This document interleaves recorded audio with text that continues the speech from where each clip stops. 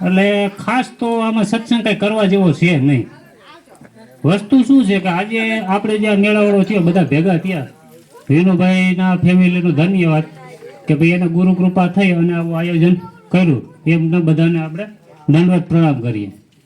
બીજું ખાસ કે આપણે છેલ્લા ઘણા સમયથી મયુર બાપુ તમને ફોન કરીને બોલાવે, એના સેવક હોય કે ન હોય એની યાર કાંઈ એને લાગતું વળગતું નથી, પણ તમને ત્યાં બોલાવે છે એની શું ગતિ આલી એને ખબર છે કે તમને લોકોને ખબર છે?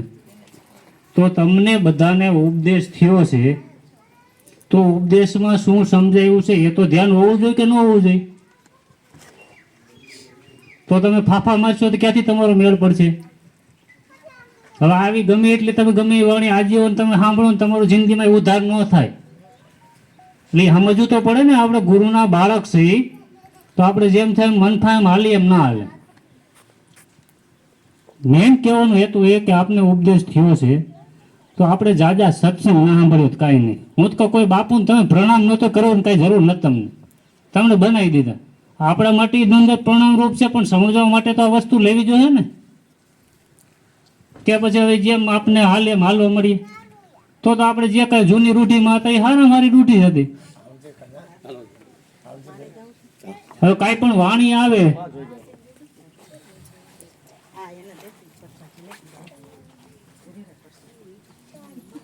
આ સંતો મહાપુરુષોએ મહેનત કરી અને વાણી પ્રસ્તુત કરી, શેના માટે કરી છે કોઈને ખબર છે? રાત ઉજાગરા કરીને એ વાણી બનાવેલી છે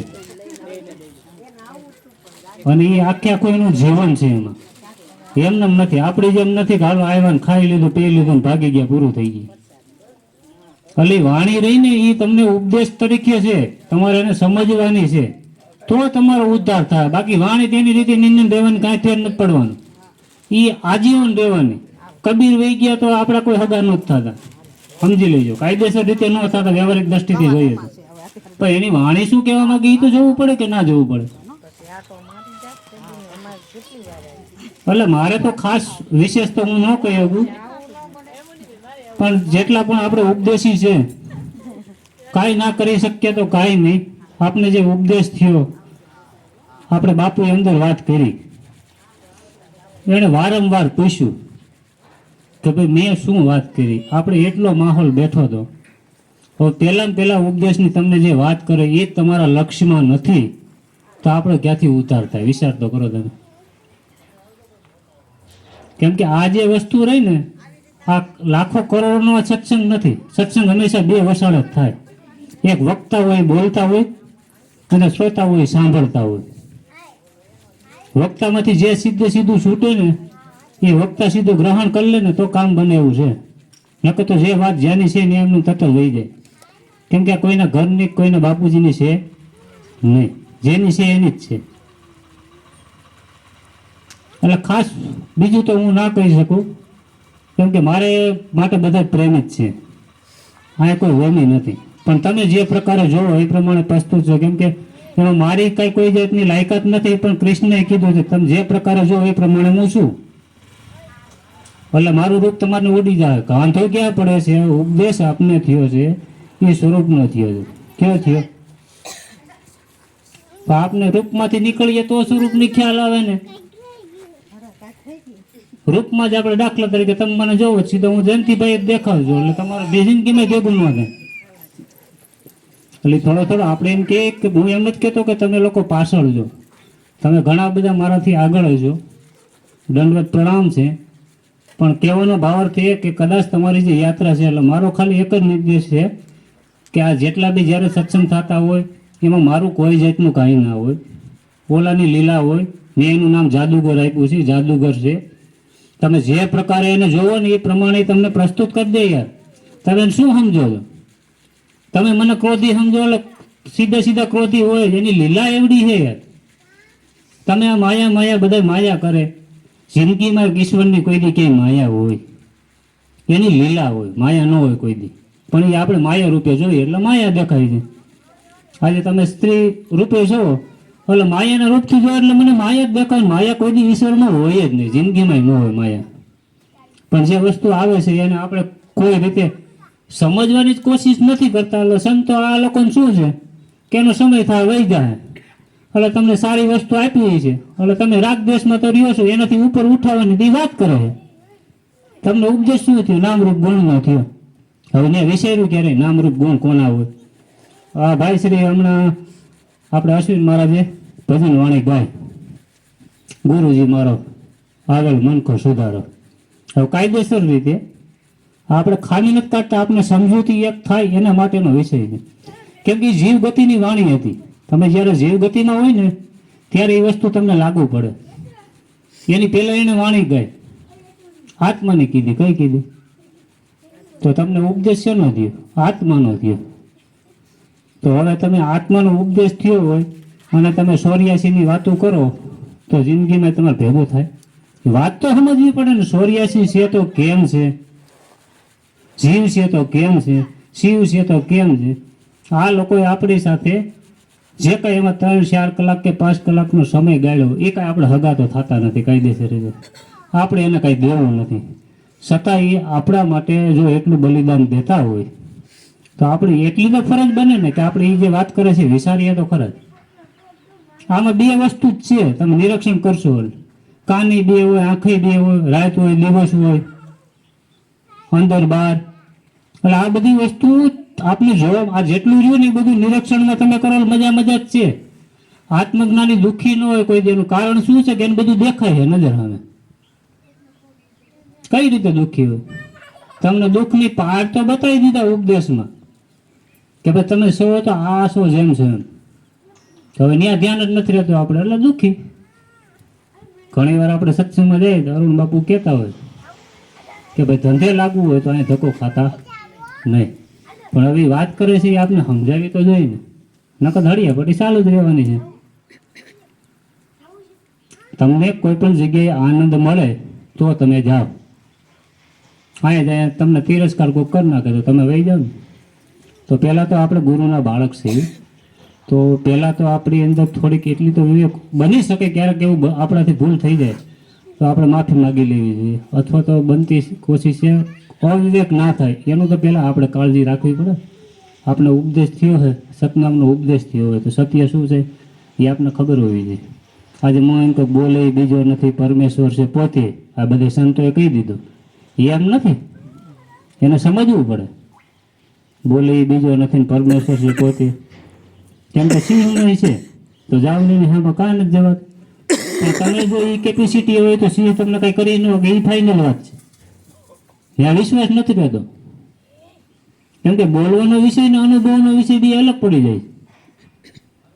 બાપુએ અંદર સત્સંગમાં કીધું કે આ તમને ઉપદેશ થયો તો એ તો હજી ઘણી પરાકાષ્ઠા. શરીર તમારે છોડીને જવાનું, તો એની જે કંઈ અનુભૂતિ છે તો એ લેવલે આપણે જવું તો જોશે ને. આપણે પૂછવું જોઈએ. પહેલા નંબરમાં મને તકલીફ એક જ પડે, આપણે હવે એમને બેઠા રહીએ ને એ જ ખોટી ભૂમિકા છે. હું તો કહું સત્સંગ થાય ને એમાં બે વસ્તુ જ થાય. કાં તમારું સમાધાન થાય એટલે શાંતિથી બેસી જાઓ, અને કાં તમને પ્રશ્ન ઊભો થાય. તમે જો ગ્રહણ કાયદેસર રીતે કર્યું હોય તો પ્રશ્ન ઊભો નથી થતો એનો મતલબ કે તમે છો ને એનાથી ઉપર ઉઠવાના નથી. અને પ્રશ્ન ન ઊભો થયો તો સમજી લેવાનું તમે છો એ આગળ વધો. કેમ કે આગળ વધવાની યાત્રા આ બધા શું છે કે વસાડે ભેદ નાખી દીધો કે અભ્યાસ કરો તો તમારો મેળ આવે. હવે આપને એ ખબર નથી શેનો અભ્યાસ કરવો એમ. અભ્યાસ એટલે આમાં નવીન શું હોય? બીજું કંઈ આવે એમ નથી. આ વાતું છે એને વગોળો, જોવો, તપાસો. ખાલી હું તો કહું આ બધાએ જેમ કીધું ને એમ શરણે, એટલે હાસા દિલથી શરણે થઈ જાવ ને એટલે એ એટલો દિલાવર માણા છે.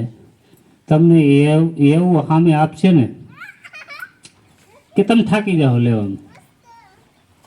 વ્યક્તિ વિશેષ ના જાઓ. બે હાથ જોડીને મને કહો વ્યક્તિ વિશેષ તમે રૂપમાં કરશો ને ત્યાં લગી ભેગું નહીં થાય. દાખલા તરીકે મારા ગુરુજી અત્યારે મયુર ભગવાન છે, તો હું જે કાંઈ હાલું છું ને તો એના ઉપર તમે વિચાર કરો. આ કેમ આમ હાલે?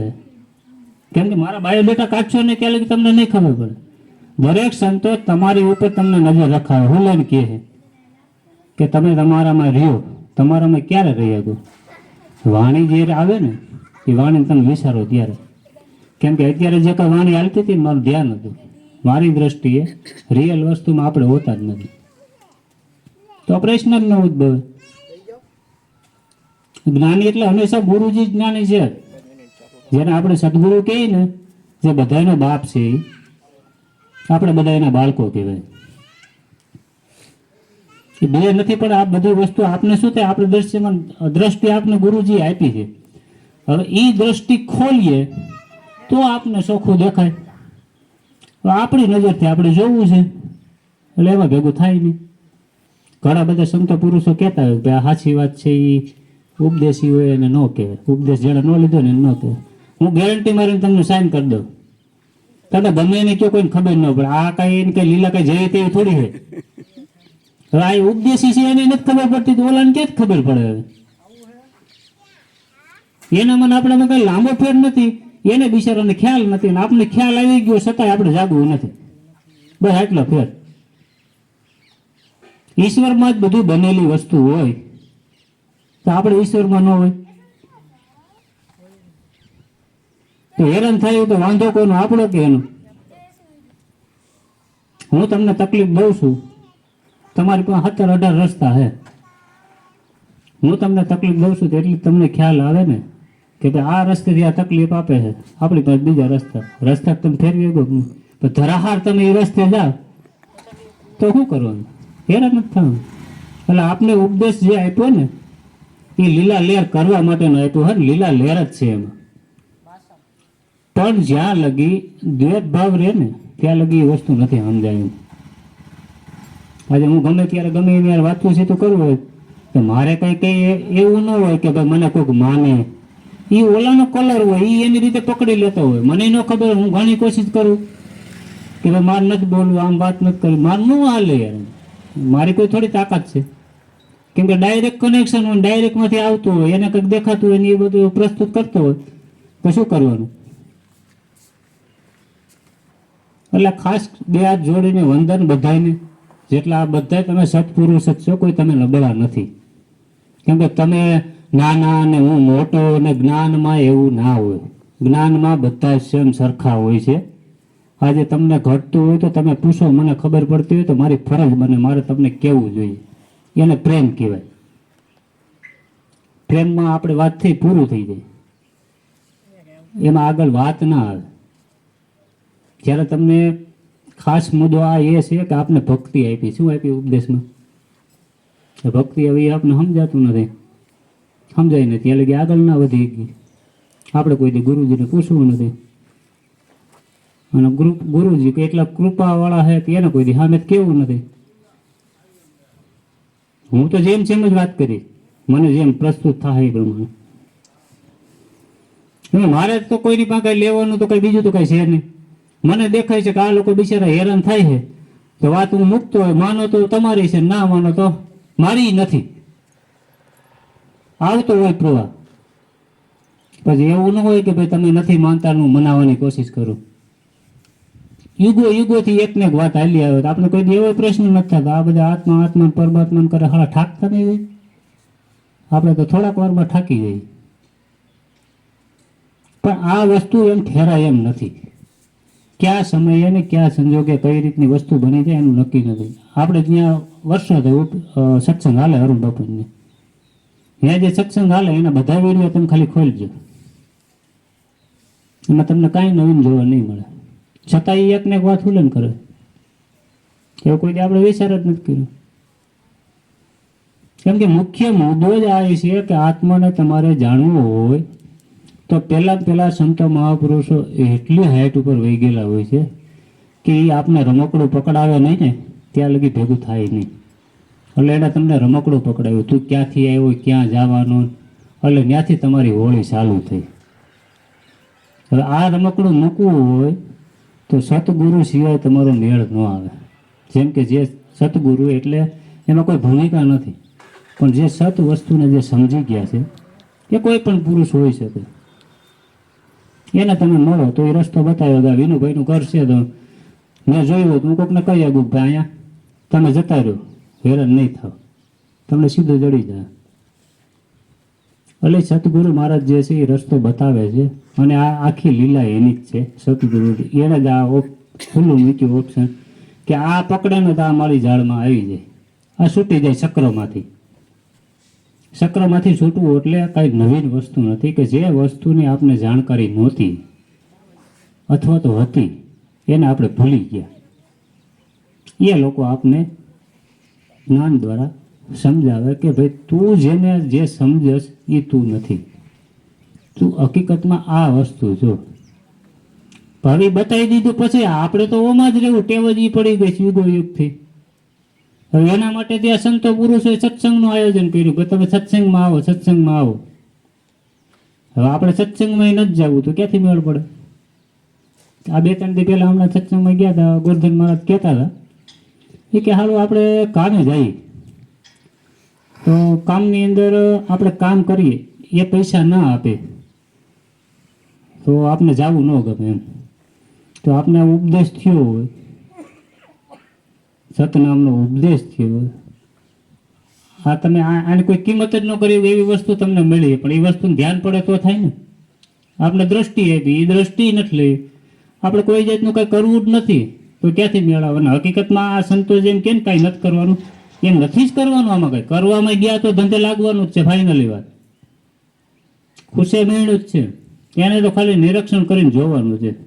જોવો એટલે રસ્તો તમારો, કેમ કે તમારામાં જેવડી તાકાત એની ઉત્પન્ન કરાવી દે, તમારો રસ્તો ક્લિયર જ થતો જાય, ક્યાંય તકલીફ ના આવે.